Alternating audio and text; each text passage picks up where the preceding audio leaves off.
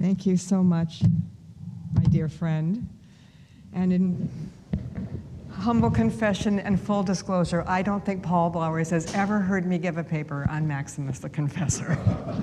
In fact, I have never given one. So this is going to be for me, a little duck out of water, and I'm so grateful to my doctoral student, Father Lucas, to come in with me on this because it's been a collaborative project that's been a joy. So thank you, everyone, and thank you for having me.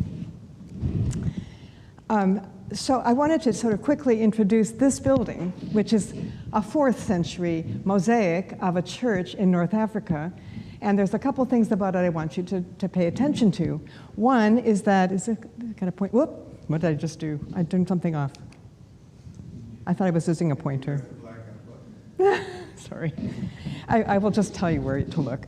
So this is, you can sort of see this is Latin, not Greek, and it's someone named Valencia who died and is mosaic, but it's Ecclesia Mater. And the important thing about this mosaic is it's a schematic of this church, perhaps, which we have redrawn to look like this. And you notice a few things about it. One is that the altar is pretty far down into the center of what we call the quadratum populi, in Latin at least, in the center of the nave. There is no narthex, and the presbyterium is raised by several steps. Would have probably had a bishop's chair, perhaps, if this was a cathedral church, maybe a bench for the clergy. So this is an actual reproduction of what we think might have been a standard small North African church around the 4th century. But I'm going to take you to Carthage because that's where Maximus was when he wrote this Mystagogy, and I was thankful to Father Maximus for asking me what would the churches in Carthage have looked like in the 630s, and assuming that he's looking at churches in Carthage when he's writing this document. Maybe he's not really describing them, but let's have a thought experiment to see what that might have looked like. So quickly, just to sort of remind us, there are 3 eras of churches in Carthage. First is the Roman era, which sort of lasts from 188 to about 430 when the Vandals came in, and the Vandals were there for about a century, and so they left their mark on the churches of North Africa in some small ways, not in major ways. And then in around 533, Belisarius, Justinian's general, arrives and reconquers North Africa from the Arian Vandals for the Orthodox Nicene Church, and things change again. And so I sometimes assume that what went guess for 100 years before Maximus writes his Mystagogy, there's already a Byzantine church in North Africa. This is a map of Carthage, and you can sort of see an aerial view of Carthage as it is today. You can see, here you can see the great, the great harbor. But I want you to notice that there are only like 2 major churches inside, well, 3 inside the city walls, and there are major churches that are extramural. So there are several things I'm going to say right now that are very distinctive about North African churches from the 4th century onwards. The placement of the altar, almost always and consistently, almost to the very end, in the center of the nave. Initially probably raised on a platform, and pretty soon probably surrounded by some low chancel barriers, and into the Byzantine era extended into a solea with lower chancel barriers. I'll show you some images if I have time. Almost never a narthex. Sometimes a small gathering area, but almost never a full narthex. We have important emphasis on cemetery churches, as we do in Rome. So these churches that are outside the city walls, you can see Saint-Monique, and up there Birfitua. These are modern names in many cases, are actually built into cemeteries. So they're pilgrimage churches. They're not necessarily parish churches. They're probably churches that were used for major feasts of saints that were buried there. Cyprian was one. Perpetua and Felicity, you may know. These were the Mixidva up there is Perpetua and Felicities. Oh, this is the pointer. Hey, okay. Okay, so we have these churches up here and one down here. And these are major pilgrimage churches that were martyria for saints. There are almost no freestanding baptistries in North Africa. We don't have time to talk about baptistries much, but it is rather interesting and important. And one of the most interesting features of North African churches is they often have double apses, counter apses, or counter chancels. So entrances are often not at the west, the liturgical west of the church, but in fact on the side aisles. So, why is this not moving? There we go. So I wanted to quickly summarize. We know some things from Procopius. We know that there were buildings, and we know there were buildings in Carthage at the time that the Byzantines came in. But we also know from all sorts of literature that there were plenty of other churches. I think that we could easily say that there were probably 10 standing churches at the time that Maximus wrote his Mystagogy. Probably more, but at least these 10. And there were some that would have pre-existed, and they are actually going to be in the boldface. There are some that may have been built during the Vandal occupation of Carthage, and then the ones in red font are the ones that I would suggest are Byzantine. The best archaeological evidence we have for churches in North Africa is Byzantine. And there's a major circular monument martyrium inside the city. When the Byzantines came into North Africa, they made some modifications of these churches. And this is not just true in Carthage, it's true across Tunisia and Algeria. So we can pretty much say that there was some transitions made in the 6th century and really mostly in the 6th century and into the 7th. So churches were often reoriented. Churches built in the 4th and 5th centuries were rarely, in fact, oriented. They were usually just built into what was available land and had to work with city streets and city plans. So sometimes churches were turned and reoriented with an apse that was then either added or turned toward the eastern side. New structures for relic and martyr veneration were built. You'll see one in a minute. We begin to see a couple of monumental baptismal fonts. Sometimes, I think, we find an inner synthronon where it comes down from the apse into the center of the church. And one thing that, this is from Professor Bogdanovich, we start adding canopies over the altars. Probably not in the early period. I think canopies predated, baptismal font canopies may have predated altar canopies in Africa. So I'm going to run through these quickly so I give Father Lucas enough time. This is probably the oldest church we have. This is a 4th century foundation, and it's enormous, the central button. It was built with this huge atrium, an open-air atrium, with a martyrium at this end, and it was oriented, as you can see, to the southwest. This was the original apse here, and it was an enormous church with a lot of ancillary buildings, probably a meeting hall and maybe a monastery. At some point, around the 6th century, this church was reoriented in this direction. And then maybe slightly later, either this was made a smaller footprint or this was a synthronon that was moved down into the center of the church. It's a complicated archaeological project to tease this out, and there are different theories. This is a baptistry, and it was pretty small, probably added at the time when this church was turned to the Nicene Christians by the Vandals for their worship space and possibly for their cathedral. The Vandals took everything inside the city and left the Nicene Christians the outside city. That's actually this is an overhead photograph of this, but this is my own photograph of what this looks like now. But you get a better sense of it from this overhead photograph. Now, something here is very interesting. This is a monumental martyrium that was built in the 6th century. To what saint, we don't actually know, and you can see up here. And this is just going to flip through these. This is some reconstructions of this space.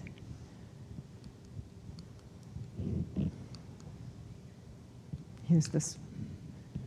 This is the big meeting hall. This is where we think the Council of Carthage met in 411. Just my theory, if you know about that council. And this is how this monumental martyrium looks. It's an underground, subterranean space with radiating stairways. So it was really made for pilgrimage, gathering pilgrims down, out, and up.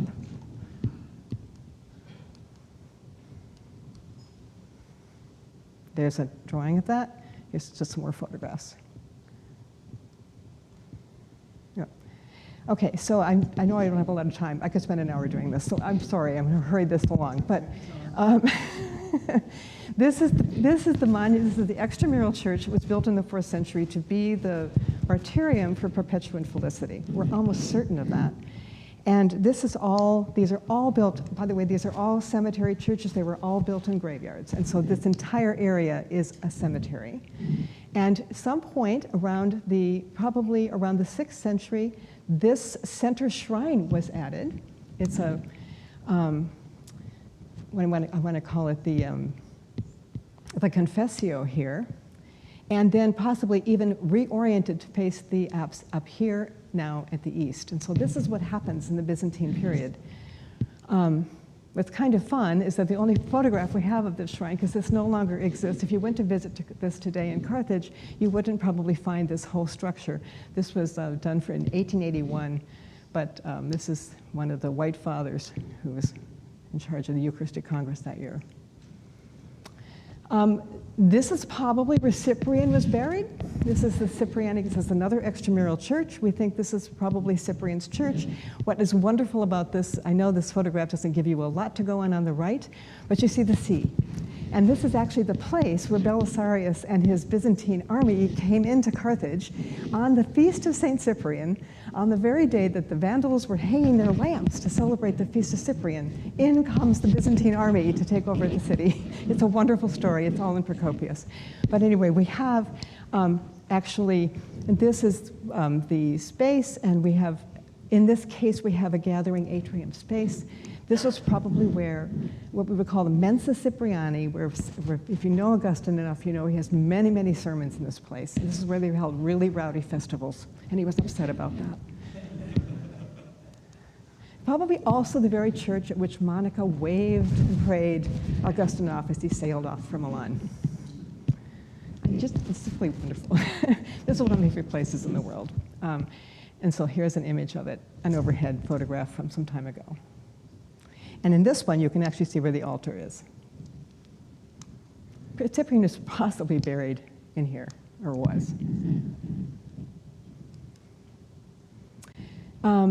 This is probably a foundation in the end of the Vandal era.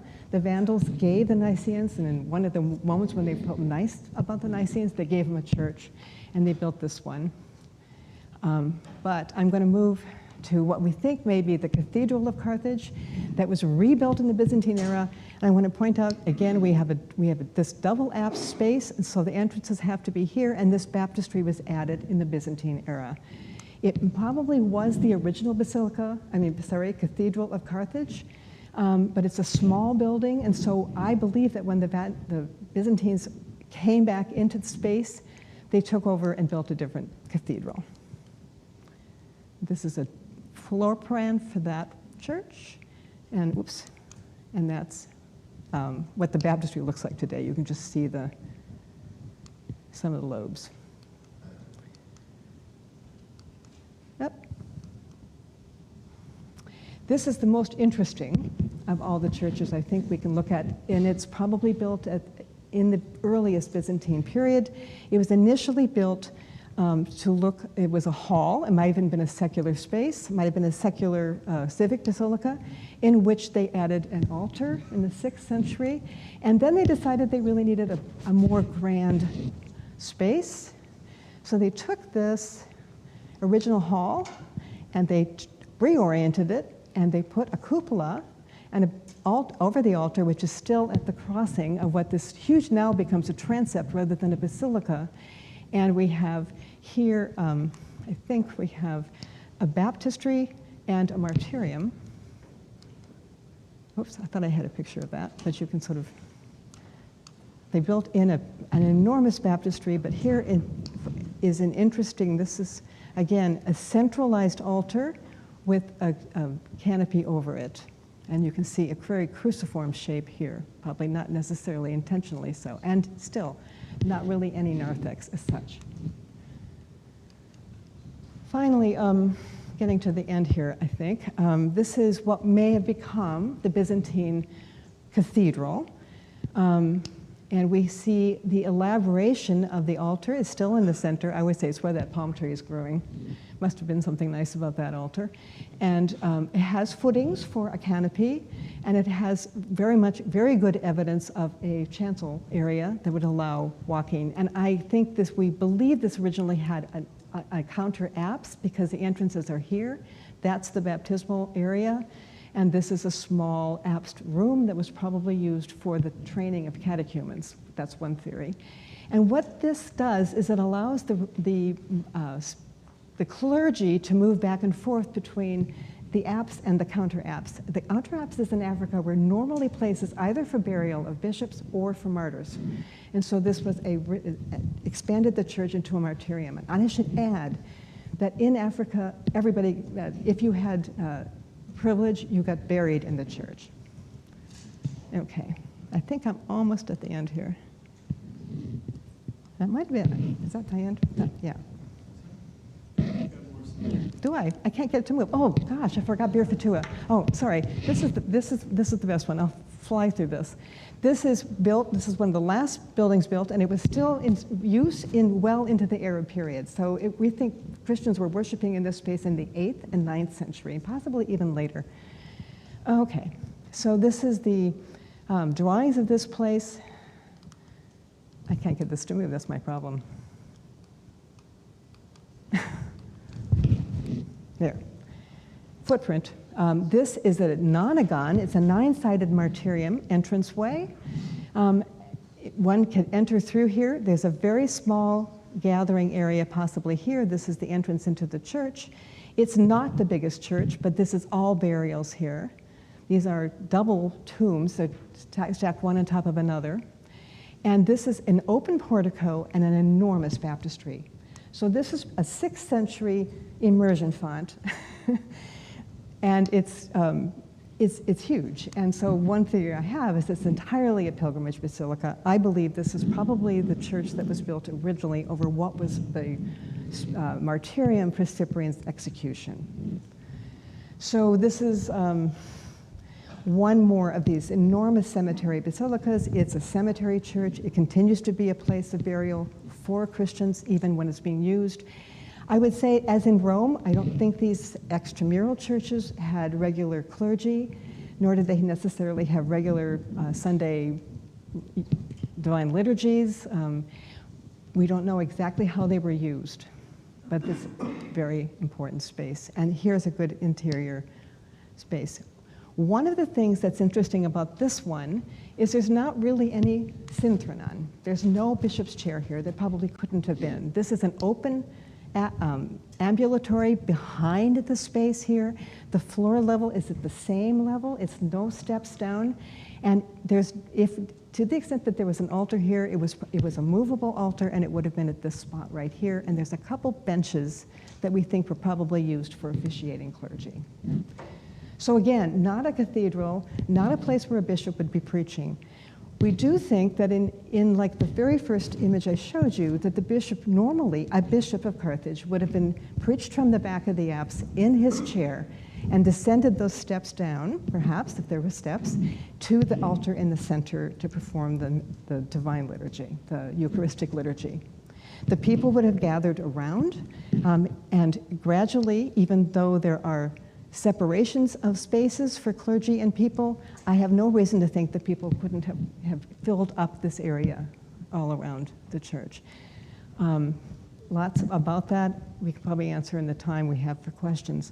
But this one doesn't allow for a synthronon bench or a bishop's chair. And there's a drawing of the reconstruction of the baptismal font.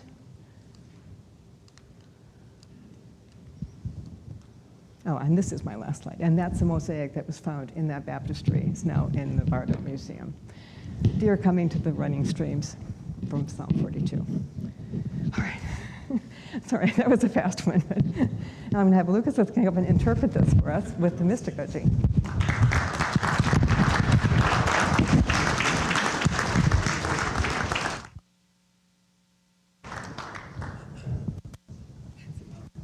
Thank you. Do you want your notebook?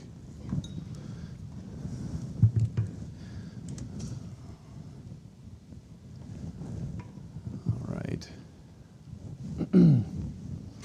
I don't think you drank out of this, so I'm just going to use it. All right.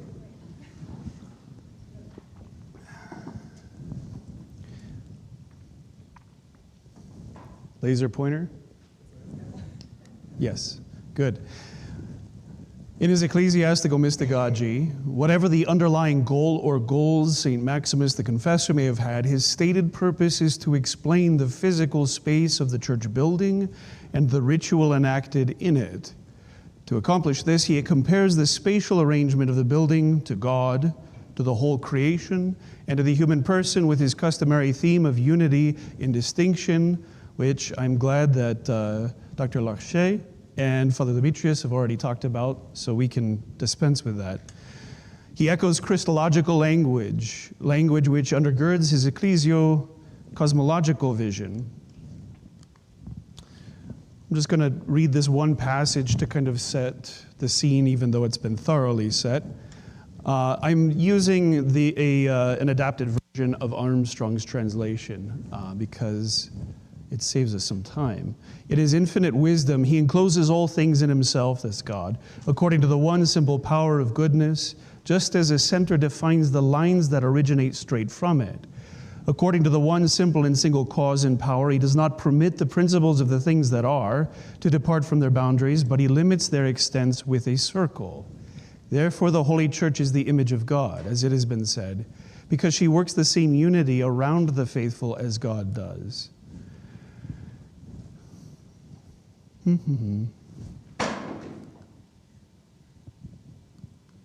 Ella. In his second section, Maximus reinforces this theme of unity and distinction as he defines the ecclesiastical space in concrete terms while relating it to the structure of the cosmos. He says that the church contains the same unity and distinction as God. It is one building according to its construction, but contains differences in the particularity of the physical layout. Yet, the church is one in hypostasis, and the church is not divided by her parts on account of the difference of the parts themselves to one another, but rather she releases the differences in name of the parts themselves by her reference to the unity. In fact, the church displays that both the presbyterium, we'll come back to that, and the nave are identical to one another, and illustrates that each one exists in the other according to exchange. That interplay of boundedness and unity, as manifest in the distinct precincts of the church, brings us to Maximus's description of each.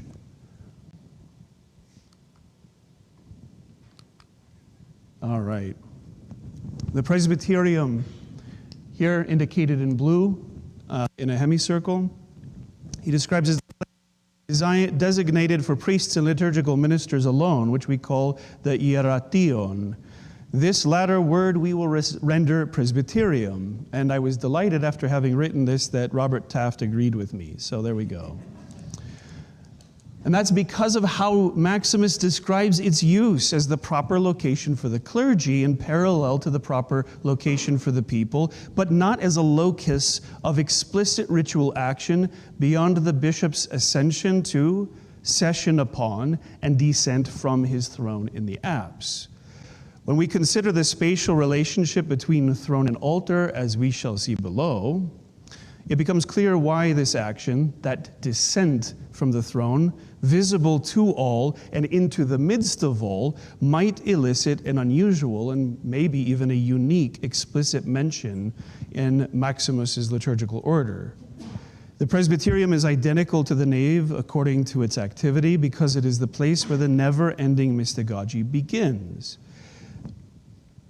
In section 8, Maximus describes the ritual of entry wherein the bishop processes directly to his apsidal throne. The ascension of Christ into the heavens and the restoration of his throne above the heavens after his coming are symbolically represented through the entrance of the high priest into the sanctuary and his ascension to the priestly throne. I just said high priest and then I have hierarch, so I'm sorry. The bishop descends from this situation only after the proclamation of the word.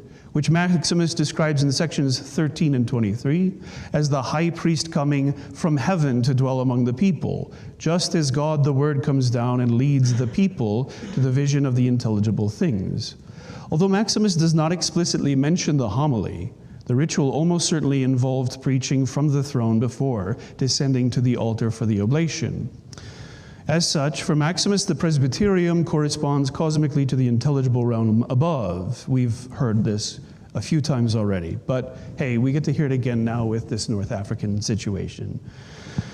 It is impressed mystically in symbolic forms in the whole sensible realm. Later, when Maximus compares the sensible realm to the church, the presbyterium of creation is understood to be heaven. It corresponds anthropologically to the soul, psyche. The church spiritually interprets natural contemplation through the presbyterium as through the soul. We might understand Maximus here to be relating the interpretive psychic action to the homily preached from the bishop's throne in the apse. When comparing the church to the soul, Maximus explains that the presbyterium corresponds to everything according to the mind, nous, and from the mind.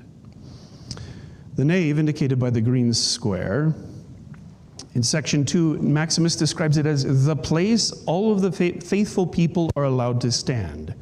For Maximus, the nave corresponds cosmically to the sensible realm below, which is traversed by those whose lot it is to live through sense perception, which exists in the whole intelligible realm, intellectually simplified into its principles according to the mind. Later, when Maximus compares the sensible realm to the church, the nave of the sensible realm is the orderly arrangement, the akosmisin, of the earth. In his summary, he will actually use language of cosmology more as a decoration. So it could be that he's alluding to that same idea of ornamentation and decoration of the church space itself. It corresponds anthropologically to the body, soma. The church sets forth moral discipline through the nave as through the body. One thinks of the canons regarding deacons and subdeacons regulating the order and the discipline of the people, notably unruly during the Byzantine period, when they had to quiet them and make sure that they didn't keep milling around and doing unspeakable things. And when comparing the church to the soul, Maximus identifies the nave as the things according to reason, logos, and from reason. And he says it is identical to the presbyterium according to power or capacity because it is consecrated by the anaphora at the consummation of the Mystagogy. Now, if we have in mind a Constantinopolitan arrangement, say, this statement that the nave is consecrated by the anaphora, it would make little obvious sense from a spatial perspective. In sections 2 and 3, Maximus never mentions the altar. It makes its first appearance in the following section, where this statement will become clearer to us now that we have been introduced to the North African context. The altar, outlined in red, and again, this I'm not claiming this is exactly the church he was talking about. He wasn't talking about a specific church, but this is just a nice, clear schematic representative of what we've been seeing. So the first time Maximus describes the altar is in section 4, the anthropological section.